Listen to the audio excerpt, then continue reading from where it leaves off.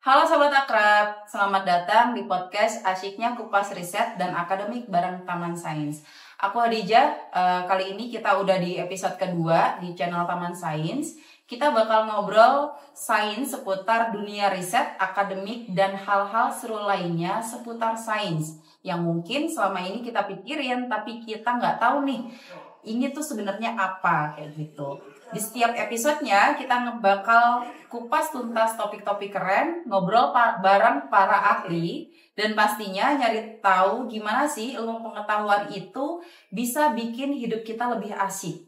Jadi siap-siap buat dengerin ngobrol seru yang gak cuma buat para akademisi, tapi juga buat semua orang yang penasaran tentang dunia pendidikan lainnya. Nah, kali ini kita udah kedatangan dengan Kak Kavana Hafil Kusuma. Selamat pagi. Selamat pagi. Nggak tahu di sana selamat apa ini. Kita merasa selamat pagi aja.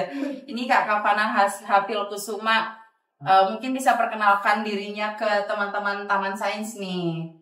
Oke, ya perkenalkan saya Hafil Kusuma. Bisa panggil Hafil. Sekarang saya sebagai research assistant di Universitas Brawijaya. Saya juga sedang belajar menempuh pendidikan di program studi doktor ilmu biologi dengan kekhususan bioengineering. Kekhususan bioengineering, berarti ada kesinambungan sama teknik? Iya. Di UB juga ya? Di UB. Oke, jadi Mas Hafil ini, saya manggil Mas Hafil nggak apa-apa? Boleh. Jadi Mas Hafil ini asisten riset yang mana saat ini sedang menjalankan atau telah sedang menjalankan proyek besar. Nah, boleh di-spill nih Mas, proyek besarnya itu yang tadi kita udah spill dikit-dikit di bawah tadi itu apa aja? Oke, jadi sebenarnya di tim kami, jadi tim kita terdiri banyak orang sebenarnya ya. Nah, itu kita sedang generating atau developing beberapa project yang memang berbasis tentang obat-obatan herbal atau herbal medicine. Jadi kita sekarang sedang banyak meneliti tentang apa sih efek dari obat-obatan, especially yang mungkin banyak orang Indonesia tahu, kita menyebutnya jamu gitu kali. Nah, itu kita sedang mencoba mensaintifikasi apa sih efek-efek atau mungkin khasiat dari jamu yang mungkin dulu kita cuma taunya, oh kata orang tua kita kalau misalnya batuk dikasih jamu ini atau ketika pilek dikasih jamu ini. Nah, kita pengen tahu sebenarnya apakah di sini jamu-jamu itu punya efek yang benar-benar seperti itu. Nah, kita mencoba untuk mensaintifikasi atau menjelaskan secara sains apakah efek tersebut itu sebenarnya memang ada efeknya atau bagus untuk memang pengobatan suatu penyakit gitu. Nah, di sini sebenarnya kalau dari tim saya sendiri ya, itu ada banyak project tergantung penyakitnya gimana. Jadi ada tentang antivirus, terus mungkin yang selanjutnya ada tentang anti cancer dan juga beberapa tentang anti apa itu namanya ya, preeklamsi. Jadi kita ada anti pelakor nggak? Nggak ada ya. Mungkin coba nanti kita coba. Beda ya? Iya mungkin. Gitu sih so far apa yang kita lakukan gitu. Jadi banyak banget ya teman-teman, ini Mas Hafil ini penelitiannya tuh berdasarkan ada tadi antivirus dan anti lainnya, yang penting bukan anti pelakor ya. Nah, karena ada banyak penelitian ini yang fokusnya adalah ke jamu ya kan, ada beberapa jurnal yang saat ini akan proses diterbitkan. Itu salah satunya adalah proses bagaimana menduplikat atau apa si virus COVID. Oke, apa jadi itu namanya? Jadi gini, mungkin lebih gampangnya, lebih simpelnya kata-katanya ya mungkin. Ini yang sedang saya lakukan itu kita sedang membuat replika dari virusnya. Jadi kalau misalnya virusnya aslinya, apalagi kita tahu ya setelah pandemi kemarin SARS-CoV-2 seperti apa. Nah itu kita lagi generating sebuah virus yang itu dia tidak infeksius. Jadi bentuknya sama, cara kerjanya sama, tapi dia nggak punya kalau kita bilang materi genetik, sehingga dia sebenarnya nggak bisa melakukan hal yang sama serupa dengan virusnya, tapi secara mekanisme dia masuk atau dia menginfeksi itu sama, tapi tidak bisa dia menyebabkan penyakit di tubuh kita, sehingga aman. Dan juga banyak orang mungkin apalagi di Indonesia ya, kita kan tidak punya resources yang seperti di luar sana yang keren-keren gitu ya, karena memang dari segi maintenance itu sangat mahal, sehingga virus-like particle, kita namanya virus-like particle. Virus-like particle itu partikel yang menyerupai virusnya. Nah, itu untuk membantu banyak orang atau banyak peneliti yang pengen sebenarnya mencari obat antivirus untuk SARS-CoV-2 ya, itu lebih mudah bisa dilakukan di laboratorium yang punya keamanan yang mungkin rendah atau mungkin belum sampai di safety level yang tinggi. Jadi nggak perlu kita mendatangkan virus aslinya ya kan. Jadi dengan adanya virus-like particle ini itu bisa memudahkan peneliti lainnya. Nah, dari adanya Mas Hafil membuat virus-like particle dari SARS-CoV-2 ini ya kan, itu kenapa? Maksudnya untuk apa sih Mas? Oke, jadi untuk grand design-nya sebenarnya ada. Jangan-jangan untuk mematikan enggak ya? Mungkin jangan bilang enggak. Waduh, agak bahaya nih kita nih. Enggak, jadi sebenarnya tujuan penelitian ini adalah yang pertama, kita mau cari apa sih, apalagi kan di Indonesia sangat-sangat banyak sekali tentang, ya kita tahu ya, keanekaragaman hayati kita ya, sumber daya kita sangat besar sekali. Nah, itu kita mau coba explore herbal medicine untuk dia menghambat infeksi dari virus SARS-CoV-2. Sebenarnya nggak cuma dari segi virus SARS-CoV aja ya. Sebenarnya ini juga metode yang kita tawarkan atau yang kita hasilkan untuk gimana sih, mungkin banyak penelitian-penelitian atau peneliti-peneliti lain di luar sana yang mungkin pengen banget peneliti tentang virus, tapi karena itu terhambat dengan laboratorium dan keamanan, itu akhirnya penelitian-penelitian yang seperti itu terhambat gitu. Nah, itu kita menawarkan metode-metode gimana sih caranya kita mau penelitian tentang virus atau antivirus, dan itu mempercepat penemuan eksplorasi ya. Oke, jadi sebenarnya virus ini dengan adanya pengembangan ini itu bisa mempermudah teman-teman atau para peneliti untuk mencari tahu atau memperkaya penelitian dengan sumber alam yang ada gitu ya. Oke, kalau Masnya sendiri dari hasil penelitian dari virus-like particle ini tuh apa? Maksudnya kayak dia jamu-jamunya apa atau menggunakan obat-obatan yang herbal apa kayak gitu? Oke, jadi yang sedang kita kerjakan sebenarnya ini lagi dalam proses ya. Kita sedang ya, kita lagi sedang mengejar hasilnya gitu. Jadi ada beberapa herbal yang mungkin punya dia diduga ya, kita kan secara hypothetical ya.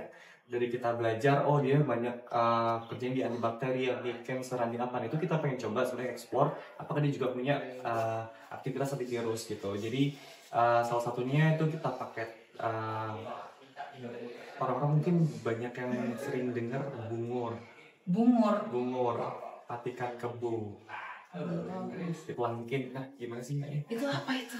Jadi itu banyak tanaman-tanaman yang memang sering kita temuin ya. Terus kita juga coba tentang tapak liman. Tapak liman aku tahu. Nah, tapak liman warna putih kan? Benar, itu dia. Suratan hijau, ada kurkumin. Bungur itu apa Mas? Tanaman juga. Hidup di? Itu sebenarnya kita sering melihat di mana ya, bakatnya. Aku lupa di mana ya. Mungkin yang mana banyak. Soalnya aku ada banyak banget tanaman ini. Nah. Oke. Ada bunganya pokoknya. Oh iya. Oke. Bungur, siap. Terus tapak liman dan lain-lain. Tapak liman, terus ada yang lain-lain. Ada teh, ada mulawak, temu kunci, jadi banyak sebenarnya yang kita lagi eksplor. Aku penasaran sama tapak liman. Kalau dari dulu, aku kan minus Mas ya. Dari Mbak Posku itu pernah ngomong kalau misalkan kita membersihkan mata dengan tetesan air tapak liman itu bisa menjernihkan. Nyampe ke situ nggak? Waduh. Enggak ya? Belum ya. Oh belum. Jadi kayak ini manfaat dari tapak liman itu apa hasil dari? Jadi kalau misalnya yang sudah kita lakukan ini dari tim kita ya, yang sudah kita coba itu sebagai anti cancer. Oh anti cancer. Sebenarnya kita coba kemarin dicoba secara in vitro dan in vivo. Jadi untuk in vitro kita coba ke sel lain kanker payudara, itu juga menunjukkan hasil yang sangat bagus. Terus secara in vivo kita menggunakan hewan coba itu juga menunjukkan hasil yang bagus dalam menginduksi cancer ini untuk tidak berkembang lah yang lebih lanjut. Itu kalau untuk kita konsumsi berarti bisa ya? Sangat bisa. Berarti caranya dikonsumsi gimana kalau tapak liman? Nah, tapak liman ini sebenarnya yang sering digunakan oleh masyarakat ya, cuman direbus terus nanti ekstraknya diminum gitu. Oh gitu. Setahu ini aku cuma pakai tetesan yang buat mata itu Mas, karena dikasih tahu sama tetangga pas itu tadi. Mungkin itu jadi bisa jadi ide kali ya. Oh iya, Jadi kita coba. Boleh Mas, soalnya saya butuh banget nih, udah agak-agak buram ini, nggak kelihatan mana yang ganteng mana yang enggak. Kita kan agak buram ya guys ya. Berarti teh hijau itu dia juga banyak ya manfaatnya. Nah, tapi kalau teh hijau itu aku pernah konsumsi teh hijau yang katanya untuk diet, itu sama nggak sama teh hijau yang Mas Safil maksud? Iya sama. Sebenarnya teh hijau itu bukan jenis teh yang hijau. Ada teh black tea ya. Iya. Ada teh hijau, ada teh white tea gitu ya. Nah itu sebenarnya bukan masalah jenis spesiesnya atau jenis tanamannya. Itu sebenarnya sama, cuma proses yang beda. Oh. Jadi dia di roasting. Okay. Kalau yang semakin dark roast itu yang black tea, kalau yang setengah aja itu green tea. Itu aja sebenarnya sama-sama tehnya. Gitu. Sebenarnya kalau teh di Wonosari Lawang itu juga bisa dipakai ya. Oh, aku kira kayak teh hijau itu dari Cina, guys. Bukan, mohon maaf. sama aja sama tehnya. Berarti itu yang untuk diet itu juga bisa digunakan untuk apa tadi ya, kalau yang teh hijau? Teh hijau yang saya ekspor sekarang lagi untuk anti diabetes sama. Tapi nggak pakai gula ya. Ya sama ini sih yang mau dicoba sama antivirus. Antivirus itu. Tapi kalau untuk lambung aman nggak Mas? Aku minum teh hijau ini apa kayak kram gitu, kayak dia membersihkan perut banget, jadi aku nggak bisa pakai itu. Enggak, sebenarnya karena ada kafein ya. Dan mungkin tinggi banget kali ya. Asam juga kan kayak gitu. Jadi mungkin ya harus tahu lah seberapa banyak kapasitas kita untuk minum teh gitu ya. Karena aku pernah ya kemakan iklan untuk ya bagaimana caranya kita menguruskan badan menggunakan teh hijau. Jadi aku beli teh hijau itu dan harganya mahal Mas. Aku beli 200.000, itu cuma beberapa pieces kayak gitu. Tapi aku minum satu itu langsung perut aku nggak enak.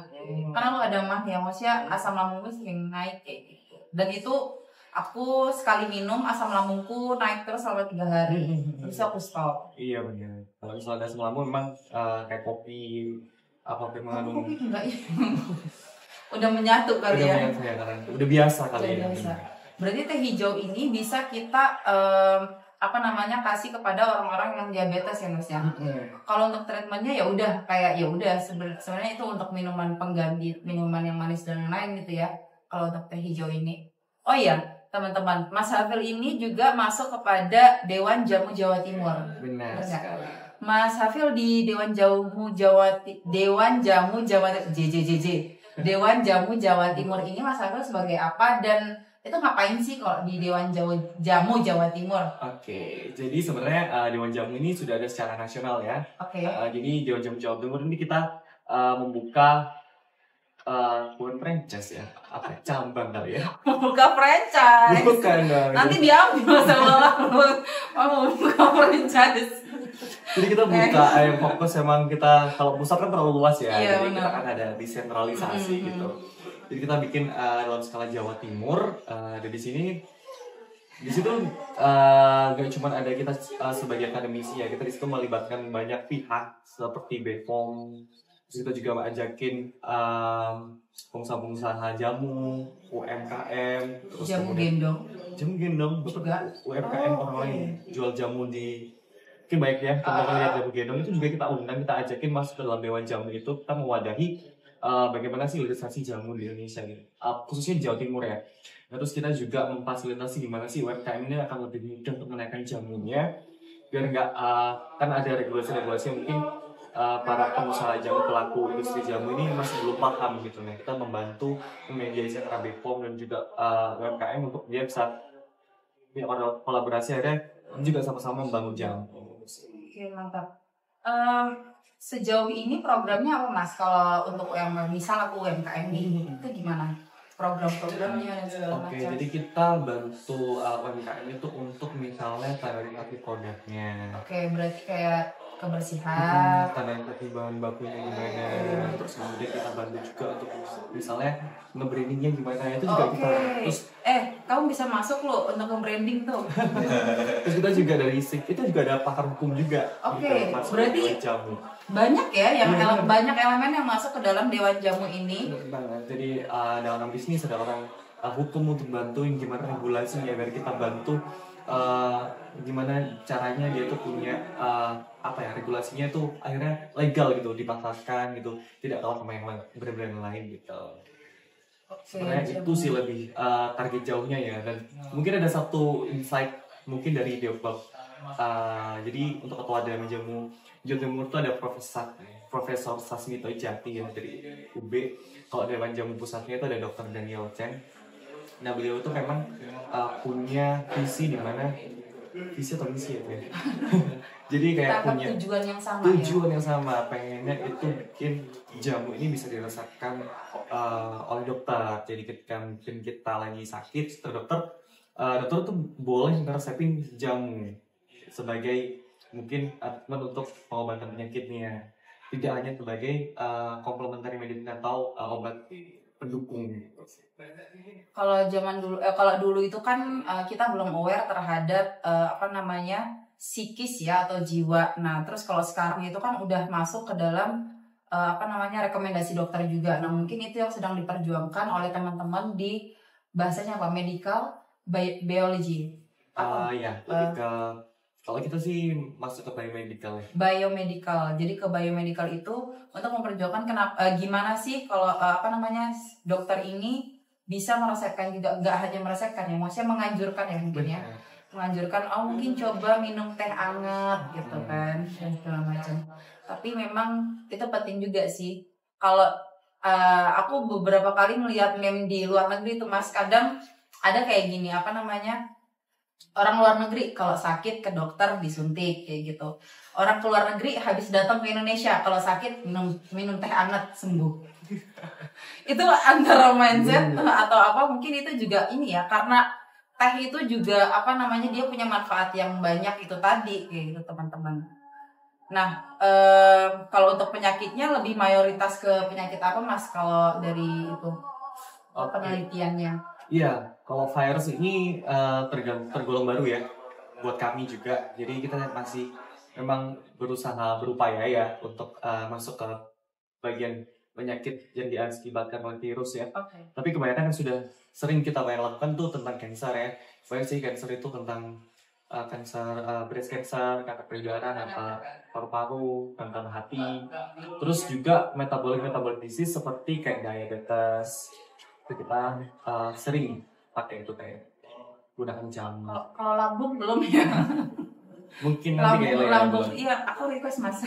Oke, nanti kita coba. Soalnya kalau di Indonesia itu kan selain kebanyakan obesitas, kita juga banyak mengidap asam lambung naik atau GERD. Itu lebih banyak kan kalau di Indonesia, karena kalau kita lihat kita makanannya lebih banyak kayak gorengan, terus juga kita sekarang udah jarang olahraga dan segala macam kayak gitu. Oh ya, yang tadi kalau Dewan Jamu Jawa Timur, anggap aja Dewan Jamu lah ya, Dewan Jamu Indonesia ini di bawah naungan pemerintah atau gimana? Bukan, jadi ini kita bergerak sendiri ya. Jadi memang orang-orang yang punya kepakaran dan juga punya satu visi misi yang sama, itu kita berkumpul dan akhirnya kita membentuk suatu organisasi di mana kita pengen bermanfaat untuk orang luas ya, untuk mempertahankan kelestarian jamu sebagai memang warisan budaya kita juga ya. Bener banget. Itu yang sampai dijajah, masa kita nggak jaga? Bener guys. Oke. Banyak banget udah yang kita bahas. Terus mulai dari jurnal-jurnal yang pernah diterbitin, yaitu mulai pengembangan virus like particle sampai virus like particle ini digunakan untuk meng-cross check apakah jamu-jamu ini bisa bermanfaat kayak gitu. Oke, kalau sejauh ini berarti itu udah pada tahap implementasi terkait penelitian Mas yang pertanyakan.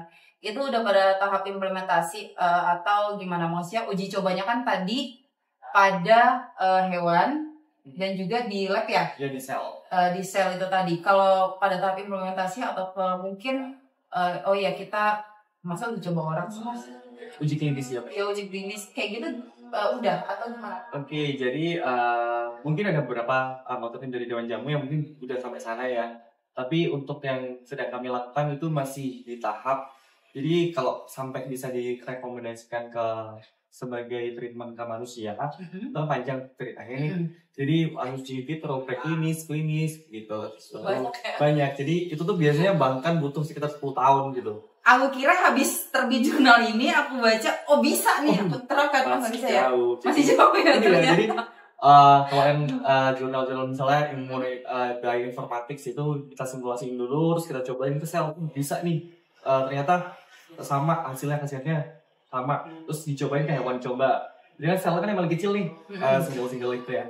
Dan terus akhirnya kita coba ke yang hewan coba. Terus setelah hewan coba ada buktinya bagus, nah akhirnya kita cobain ke manusia uji klinis. Setelah uji klinis tahap 1, 2, 3, 4 baru lah. Tahap 1, 2, 3, 4 itu kayak 1 orang, 2 orang, 3 orang, 4 orang enggak? Jadi ada banyak. Yang satu uji toksitas apa, jadi banyak lah kalau uji klinis ya. Tapi secara hasil ini bisa kita pakai. Maksudnya kayak tadi contoh tapak liman tadi kita bisa minum itu atau kayak kita harus nunggu hasil dulu dari Masnya? Sebenarnya kalau kita bahas tentang jamu ya, apalagi istilah herbal itu kan minim sekali yang namanya toksisitas ya. Jadi mungkin buat teman-teman kalau yang memang pengen, jadi ini sebenarnya sudah terbukti secara in vitro gitu atau in vivo gitu ya. In vivo. Sorry. Oke. Mas agak-agak ini otak saya jadi naik turun. In vitro itu yang dia pakai sel. Jadi kita cobain ke intinya di dalam lab ya in vitro itu. Kalau in vivo itu pakai hewan coba. Hewan coba. Intinya sudah teruji melalui lab dan juga hewan coba.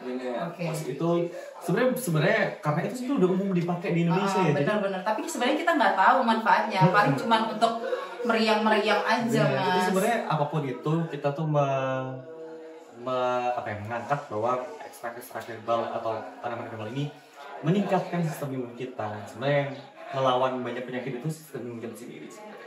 Jadi kalau dari saya ya sebenarnya sangat aman untuk dikonsumsi karena itu kita tahu kan jamu sudah kita minum juga tidak ada orang meninggal karena jamu begitu. Nah sebenarnya bisa sekali untuk dikonsumsi, cuman kita ini sedang berusaha untuk menyelidiki fungsinya itu apa. Bagaimana sih cara kerjanya jamu ini dalam mengobati suatu penyakit.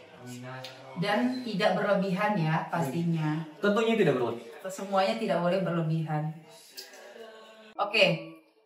Ini Masnya studi imunoinformatika. Maksudnya gimana tuh? Jadi imunoinformatika tuh kita fokus pada bioinformatika. Jadi ini adalah simulasi secara komputasi. Komputasi itu komputer. Iya, jadi kita pakai software itu kita simulasiin suatu protein kita ini itu di bidang-bidang imunologi. Jadi bagaimana dia merespon sistem imun, gimana dia nanti berikatan dengan sel-sel imun, akhirnya menginduksi respon imun tubuh kita itu seperti tadi. Berarti menggunakan teknik-teknik IT gitu. Benar. Berarti Masnya bisa IT dong. Berarti intinya untuk imunoinformatika ini dia memang mempelajari imunitas ya dari segi informatika, bukan menggunakan tools informatika. Oke, paham. Mungkin itu aja ya yang pertanyaan dari saya. Nah sekarang Masnya bisa menjelaskan diri sendiri. Sekarang Masnya enggak dong, canda Mas. Oke, Mas Hafil, kira-kira dari penelitian ini apa tuh tantangannya? Jadi sebenarnya tantangan terbesar kita ya, karena mungkin yang paling besar itu adalah resources. Jadi alat-alat atau mungkin tools-tools yang kita punya itu memang masih jauh ya dari negara-negara yang mungkin memang sudah biasa kerja di bidang seperti ini gitu. Itu tantangan terbesar yang pertama. Terus yang kedua adalah sumber daya manusianya. Jadi kita memang benar-benar hal yang baru ini adalah merintis sebenarnya. Kalau misalnya kita omong kalau di bahasa Jawa babat alas gitu. Babat alas. Babat alas. Jadi memang benar-benar ya kita harus kerja lebih ekstra. Terus gimana sih cara kita generating atau mendesain ini semua itu memang agak gimana ya perjalanannya ya, agak asam manis gitu ya, agak Asam teriyaki. ada asam teriyaki bener. Gitu sih. Berapa lama Mas penelitiannya ini? Nah ini sebenarnya kita mulai sejak kalau mengenai virus ya itu sejak 2020 bulan Maret kalau nggak salah. 2020 bulan Maret, berarti itu sebenarnya udah pas COVID ya? Benar. Baru Berarti di awal di awal dinyatakan bahwa ini menjadi pandemi global Benar. itu dari benar-benar nggak ada informasi tentang apa itu SARS-CoV-2, dari cuma ada satu jurnal yang ngatain itu sampai sekarang udah sangat banyak sekarang. Itu kita mulai sampai sekarang kita tetap terus. Walaupun sekarang kita tahu bahwa COVID itu kan udah kayak flu biasa ya. Mungkin teman-teman kalau misalnya ini sebenarnya udah kita prediksi dari awal bahwa nanti juga akhirnya akan seperti influenza gitu. Tapi yang menjadi hal itu adalah kita pengen generating ketika nanti di kemudian hari atau mungkin di masa depan kan tidak kemungkinan ya ada mungkin virus-virus lagi yang muncul. Nah akhirnya kita sudah prepare, kita sudah tahu how to combat, how to gimana sih untuk mengatasi ini semua. Jadi kita nggak dan kalau yang seru sebenarnya ini mungkin pengalaman pertama ya untuk Indonesia, lagi mengalami pandemi yang sebesar ini. Soal tantangan dunia, akhirnya kita masih kaget nih apa yang harus kita lakukan gitu. Nah sekarang mungkin dengan adanya penelitian yang kita lakukan itu menjadi ide atau mungkin strategi untuk menanggulangi virus di masa depan. ngambil datanya dari mana Mas? Nah kalau datanya itu kita jadi dari kalau SARS-CoV kemarin ya itu kita ambil dari seluruh dunia ya, dari semua benua kan waktu itu Semua benua, maksudnya dia terupload gitu atau? ya jadi ada platform kayak database. Oke. Itu dari GSA, jadi dari Jerman itu dia memprovide semua peneliti di seluruh dunia bisa nge-upload. Jadi misalnya di Indonesia ada virus bermutasi sampai kayak gimana, mutasi kayak gimana, dan itu sequence-nya atau mungkin materi genetiknya itu di-upload sama mereka. Nah itu semuanya di Indonesia juga ada. Di Indonesia ada banyak juga sih, dari Surabaya, dari Jakarta, dari Bandung. Beda-beda ya? Beda-beda, itu semua tempatnya, kotanya, negara bagiannya. Berarti kayak di Surabaya itu beda, Jakarta beda mungkin gitu bisa ya? beda, ada yang beda, ada yang sama gitu. Tapi mereka semua upload di situ. Nah itu kita collect semua, terus akhirnya kita cari yang mungkin kita bisa gunakan. Berapa downloadan? Kalau berapa download waktu kita sampai hampir 5.000-an lah ya. Hampir 5.000-an. 5.000 sekian. Baca datanya tuh gimana Mas sambil gini? Itu udah kayak karena huruf-huruf aja ya. Oke. Kayak cheat GTA kali ya. Jadi emang banyak banget itu kadang sampai pusing ya. Ini sampai bingung gitu kan. Apa yang tadi mana ya? Jadi kayak di note-note gitu ya. Benar. Jadi yang ini data-data yang ini tadi yang JDEV itu dari iya, tadi ya semuanya data set kita kemana sih yang dia transfer, yang di setiap negara itu nggak ada yang mutasi, semua itu sama kan? 3. Ada 3 yang potensial. Tadi udah banyak banget kita ngebahas mulai dari pengembangan virus sampai ini anggapannya kita approve ya kalau kita bisa menggunakan jamu untuk kesehatan tubuh kita asalkan tidak berlebihan. Itu udah di-approve oleh Mas Hafil sendiri. Enggak, saya juga sih. Kok agak kaget gitu Mas? Wow. Maksudnya itu udah kita semua udah tahu ya.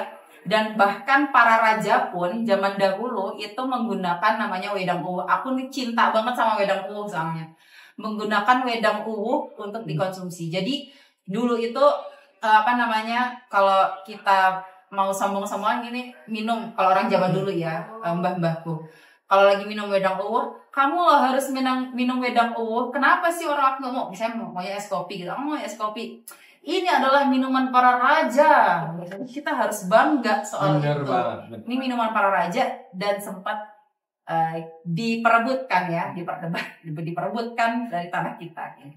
Nah terakhir, mungkin Mas Hafil bisa ngasih tahu nih secara kesimpulannya mungkin ya, dan untuk teman-teman kira-kira penelitian ini itu gimana dan simple aja, dan untuk teman-teman saran atau last apa bahasanya, pendapat terakhir untuk teman-teman yang nonton ini. Sentence sekali ya. Iya. Untuk teman-teman. Baik, jadi gini, untuk apa yang sedang saya teliti ini adalah sebenarnya langkah awal bagi kami untuk mengeksplor lebih jauh tentang penyakit-penyakit yang diakibatkan oleh virus. Karena setelah pandemi kemarin, kita tahu bahwa memang sangat-sangat berdampak pada sosial, ekonomi, dan seluruh aspek kehidupan kita. Sehingga kita mau mengeksplor, ini adalah langkah awal untuk kita mengeksplor juga jamu atau herbal medicine untuk kita gunakan sebagai strategi dalam pencegahan penyakit-penyakit yang diakibatkan oleh virus. Dan mungkin rekomendasi ya? Iya, maksudnya saran buat teman-teman, kira-kira kalau ini kan nantinya video ini kan nanti ditujukan untuk teman-teman yang entah itu dia akan mengkonsumsi atau dia juga peneliti atau yang akan mengembangkan mungkin juga misalnya.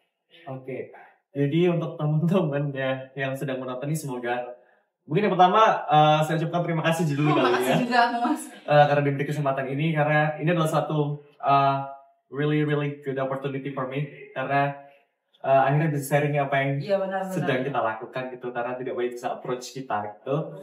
Nah mungkin kita harus tahu bahwa kekayaan alam kita ini sangat-sangat luar biasa besar gitu, sehingga apapun di sekitar kita tuh sebenarnya kita nggak kadang terlalu fokus kepada cari obat itu sampai dimana kita sampai ke Singapura kemana, bahkan menghabiskan banyak uang kan untuk pengobatan, apalagi ketika itu memang mengancam jiwa ya. Nah kadang kita nggak sadar bahwa di sekitar kita lah obatnya gitu. Jadi kita kadang harusnya bisa look beyond lebih melihat sekitar, bahwa sebenarnya kekayaan alam Indonesia banyak apapun tuh mungkin ya di masa depan ketika kita sudah menemukan banyak hal, kita tahu bahwa sebenarnya sekaya itu Indonesia, bahwa tanaman-tanaman yang mungkin di sekitar kita itu lah yang bisa menolong kita mungkin di masa depan. Mungkin itu kali ya yang bisa saya sampaikan sini. Itu banyak banget ya dari Mas Hafil, mulai dari pesan-kesan, ucapan terima kasih juga ada, dan juga saran buat teman-teman yang mana kita sebenarnya harus aware ya terhadap budaya kita sendiri kayak gitu. Jadi semoga video ini bisa tersampaikan ke teman-teman, dan juga jangan lupa nih kita juga pelan-pelan untuk lebih aware terhadap diri kita. Kita harus tahu apa yang kita makan, apa yang kita konsumsikan itu penting untuk kita. Nah, untuk teman-teman yang akan atau kepo banget nih sama penelitiannya, nanti kita akan taruh di kolom description, jadi nanti bisa diakses. Karena ini masih dalam pengambilan video ini kita masih menunggu publisnya artikel dari Mas Hafil ya. Artikel kelima maksudnya. Jadi untuk artikel yang pertama itu udah upload, jadi teman-teman nanti bisa cek aja di kolom description. Nanti kita akan terus masukin di kolom description ini dari ke-7 atau 5? Semuanya. Nanti saya kasih semua lagi. Oke, siap. Ya. Nanti teman-teman bisa membaca di situ, jadi bisa tahu kira-kira hasil penelitiannya tuh emang bener apa enggak gitu. Kira-kira nyampe mana gitu. Bener. Oh ya, jurnalnya masuk kemana Mas? Insya Allah yang satu nanti ada di Q2, yang satu nanti ada di Q3. Kalau kita? Aduh.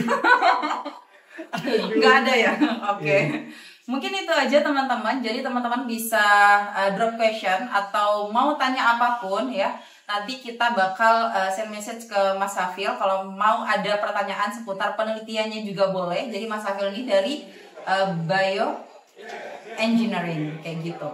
Mungkin itu aja. Selalu dukung kami karena ini baru episode kedua. Jangan lupa like, comment, dan subscribe. See ya next research. Dadah.